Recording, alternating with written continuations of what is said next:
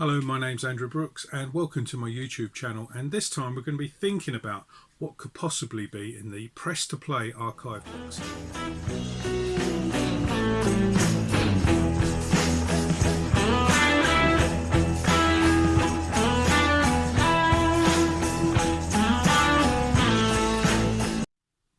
Hello and welcome back to my YouTube channel, and as I said, we're going to be looking at the Press to Play archive box set. It hasn't come out yet, so I'm just considering what could possibly go inside it, along with all these other fabulous archive editions that we've had. I'm quite looking forward to the Press to Play one, as it's quite close to my heart. I was around London in the during his time in the 80s, and particularly 86, and I used to see Paul an awful lot.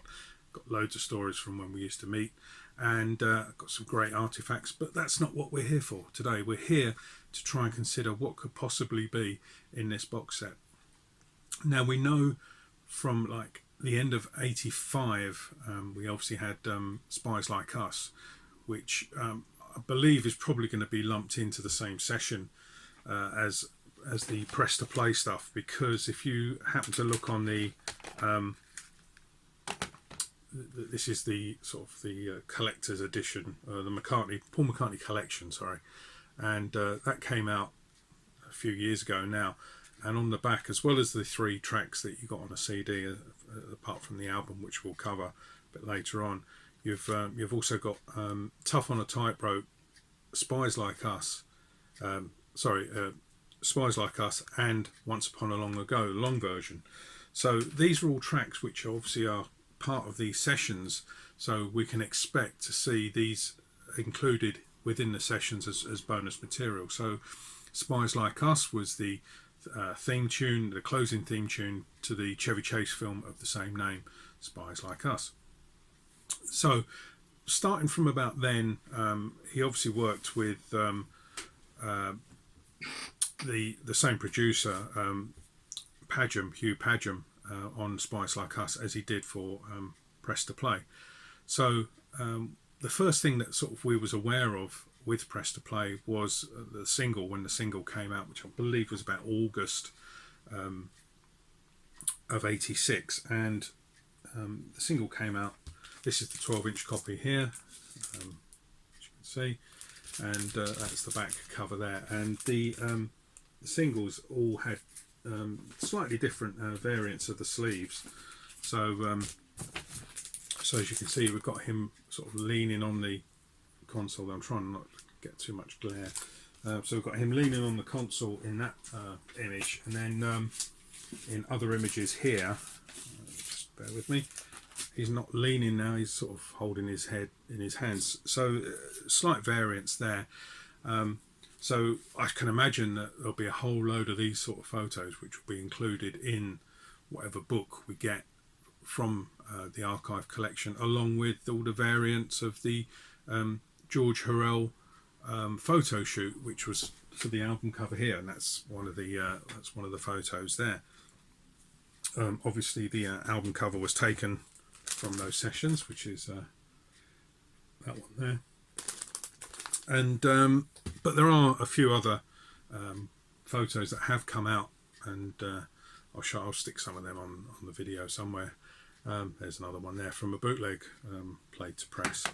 So as I said, the first thing that we was really aware of was the press single, and then when it came out, we saw this rather natty design here for the sleeve. And when the album came out, we found that each of the tracks had one of these sort of visual representations of how it worked on the studio and on the mixing desk. I do happen to have an original here. So this is on MPL notepaper, as you can see there, and it's from Eddie Klein. Unfortunately, the last bit has got removed. But if you look here, that is very similar to the press that we know and love there. Slightly different, obviously. It's coloured in, probably a little bit more clearer, but there we are. So that's that there. So each of the tracks on the album cover, when you opened it up, it was a deluxe album cover, so it was gatefold, even though it was only a single album, and inside each track had its own visual representation. So again, I'm sure these will all be displayed in the book. So carrying on from press, now there's two different mixes of press. They were both featured on the 12-inch single, so that's Julian Mendelsohn and Burt Bevan's mix, and they were both on this one here. So I'm guessing we're going to be getting all of the different mixes of press.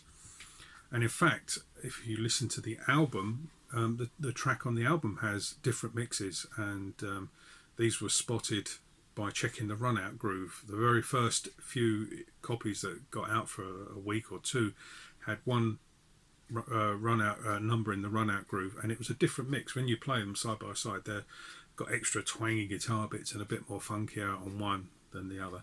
So if you just check out your run out groove, I'm sure if you do a little Google search, you'll be able to find out which version is which, and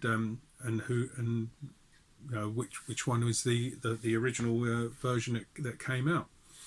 So we've got press, so we've got a couple of different versions of that on singles, and obviously on the B sides of singles you get different tracks. So on the B side of this you've got It's Not True, which was another track not on the album, and on the B side of the 12-inch single, you, as well as It's Not True, you also got another unreleased track of Hang Glide, plus a different mix again of press, this time a longer mix for the 12-inch single. There was also a 10-inch single issue, but I don't believe there was any difference in the mixes of that. But I'm guessing you're going to see photos of all of these fabulous artifacts inside the book. So the album came out. It had 10 tracks on it, on the vinyl anyway. But if you did happen to buy the CD, then you got 3 extra tracks. The album ended on However Absurd, and then you got Right Away, It's Not True, and Tough on a Tightrope. So obviously It's Not True from the B side of Press. They were included on the original album, and then on this version, which is the Paul McCartney collection, they also added in Spies Like Us and Once Upon a Long Ago, as I said earlier. So we're now getting an abundance of tracks. So apart from the 10 on the album, you're now probably getting about 15 tracks, and from the sessions that we know of. We're also aware of Once Upon a Long Ago came out at roughly the same time, Nigel Kennedy on his violin, and although not part of this album, it was certainly recorded at the time, if not just a little bit after the Press to Play album. You've also got slap bang in the middle of all the production and the mixes is Paul's appearance at the Prince's Trust concert in June '86, where he performed obviously Long Tall Sally and Get Back, and this was like the first time he'd appeared on stage, apart from Live Aid when he was on his own, but he was on stage with other people playing as part of a band, which is something he hadn't done since '79, I'm guessing.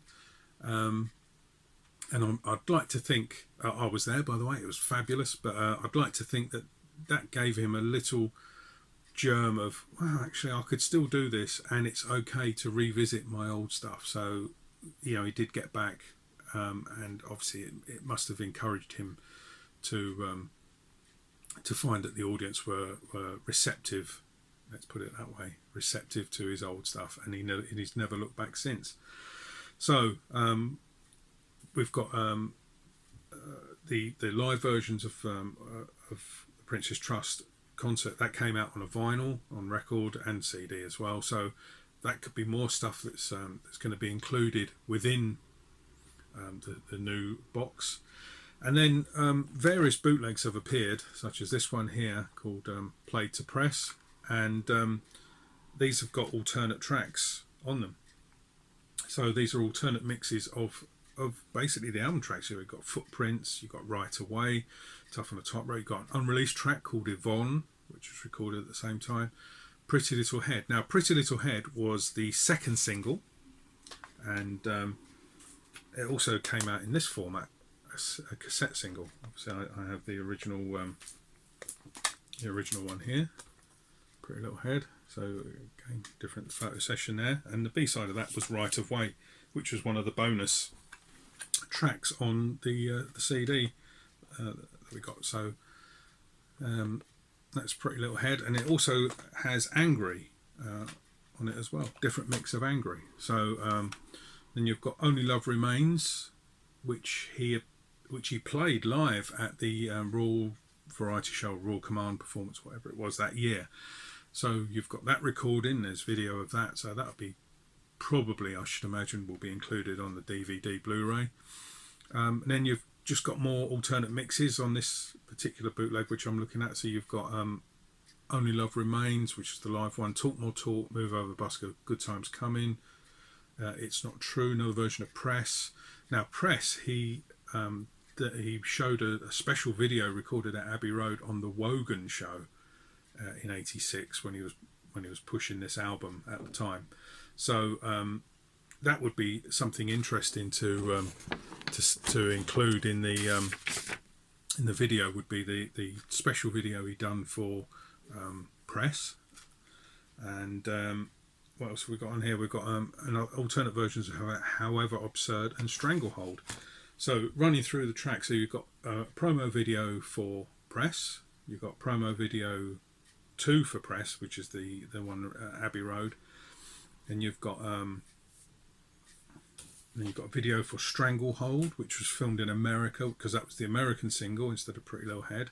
You've got the Pretty Little Head video, which starts with She's Leaving Home, and then you've also got video for the last single, which was Only Love Remains, which is that's the 12-inch version of it there, and that had Tough on a Tightrope and Talk More Talk, as well as different mix of Only Love Remains. So you had different mixes of those. So when you're looking at it, you can see that this album is going to be full of alternate mixes, where he's let other people, probably for the first time in his career, let other people mix his stuff in different ways, and that was then to continue on, certainly with like Hope of Deliverance.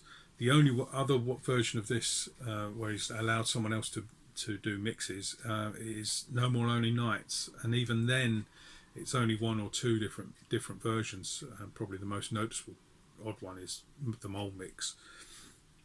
So you've got different versions of those, and then on this album here, which came out just after Press to Play, you've got him doing a song here called Simple as That, and I should imagine that was recorded at the same time, so there's a good chance that will appear on there as well.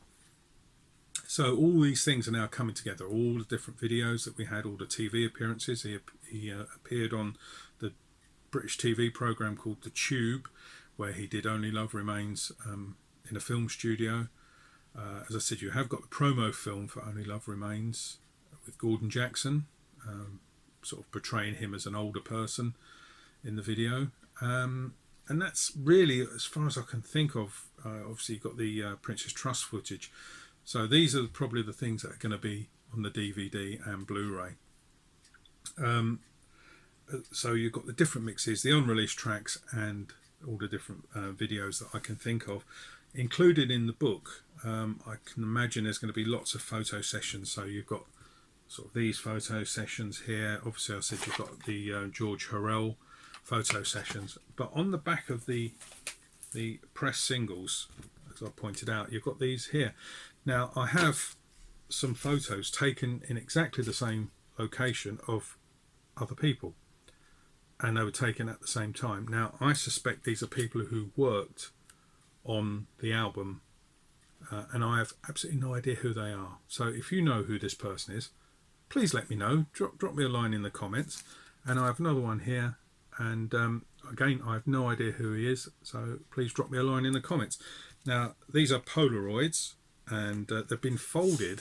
This is how I got them. They've been folded so you can then work out the sort of to get the same sort of size image as Paul's there, and the same with this one as well. So I'm guessing that anyone who worked on that album had their picture taken in Paul's location, and who knows, that might have been an idea for the inner sleeve. Instead of the drawings, we might have got different photos from all the different people who worked on it. And you think about who worked on this album. You've got Phil Collins, you've got Pete Townsend, you've got, I did make some notes here, Carlos Alomar from David Bowie's band. You've got Jerry Marotta, drummer, Eric Stewart, and he also co-wrote some of the songs. You've got Tony Visconti as well. He made contributions. There's a band called La Bouche, which is 3 girls and 2 boys, and they're all to do with human voices mixing with synths, which is where I'm guessing the Talk More Talk sounds came from. So all these people who worked on the album, I suspect, would have got the same treatment. And maybe Linda, I think these are probably Linda's, took some photos similar. So other than that, I can't really think of anything more that we could possibly get. If you can think of anything more, drop me a line in the comments. Always willing to read comments and answer any questions. As I said, 86 and Press to Play was a great time for me. I will just show you one of my little artifacts here.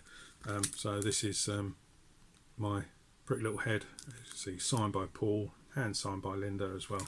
One of my treasured items there. So thank you very much for watching.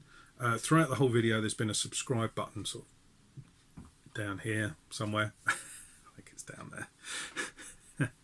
and then up here, you've now got a couple of videos to follow the next. I'd just like to say thank you to everyone for watching the video, and please subscribe. Really love it when I see the subscribers are going up, because that means people are actually watching my output. So carry on watching. As I said, drop me a line, any comments, any questions, always willing to ask. Thank you very much for watching, and I'll see you next time.